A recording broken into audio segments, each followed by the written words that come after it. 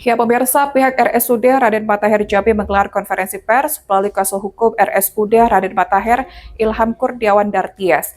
Mereka mengklarifikasi somasi dugaan uang prestasi yang dilayangkan rekan PT Anggrek Jambi Makmur.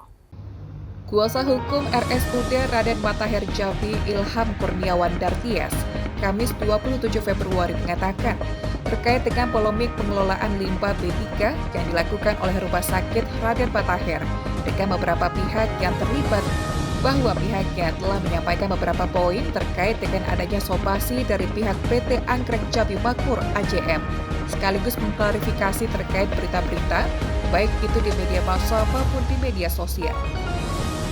Ilham menjelaskan dalam pengelolaan limbah ini di tahun 2022, ada kerjasama tidak hanya dengan PT AJM, ada kerjasama lagi dengan PT Bintang Mas Cahaya Internasional BCI dan PT Tenang Jaya Sejahtera TJS, yang pada porsi masing-masing perusahaan itu berbeda.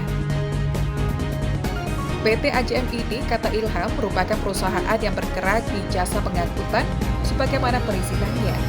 Kemudian diangkutlah ke PT TJS dan PT BCI yang merupakan perusahaan dengan perizinan melakukan pengolahan dan pemusnahan limbah B3. Kemudian setelah berlangsungnya kerjasama ini di awal tahun 2025 lalu, pihak rumah sakit melakukan evaluasi terkait dengan pelaksanaan pengolahan limbah B3. Dari hasil evaluasi itu, kemudian pihak rumah sakit menemukan beberapa catatan terkait dengan pelaksanaannya. Catatannya bahwa kita menemukan ternyata ada PT Anggrek itu mengumpulkan limbah. Padahal di dalam perjanjian kita bertiga itu ada PT Anggrek, ada PT Tenang, kemudian ada PT Anggrek dan ada juga PT Bintang Mas, bahwa dia hanya izin untuk mengangkut. Artinya menurunkan limbah di tempat yang tidak semestinya, yang tidak dicantumkan dalam perjanjian, itu adalah suatu pelanggaran.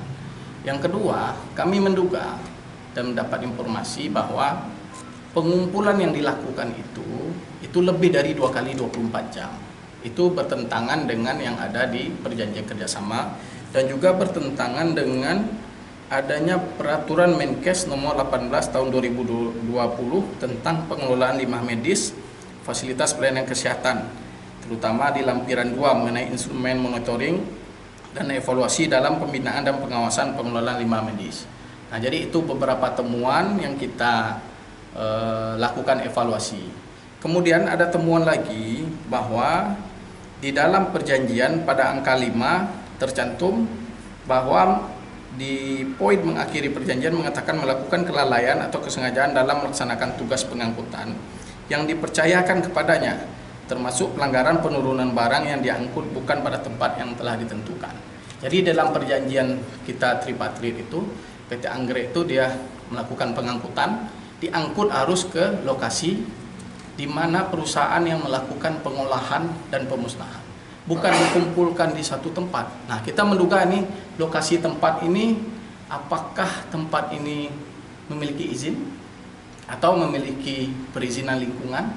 Karena ini kan limbah B3 ini kan ada yang medis, ada non medis, ada radioaktif. Tentu harus ada dokumen-dokumen lingkungan juga terkait dengan gudang pengolahan. Kita takut nanti limbah kita juga bercampur. Atau bisa saja dugaan kita kemungkinan jangan-jangan limbah ini kemana pergi. Rian Chan Chan, Cek TV, melaporkan.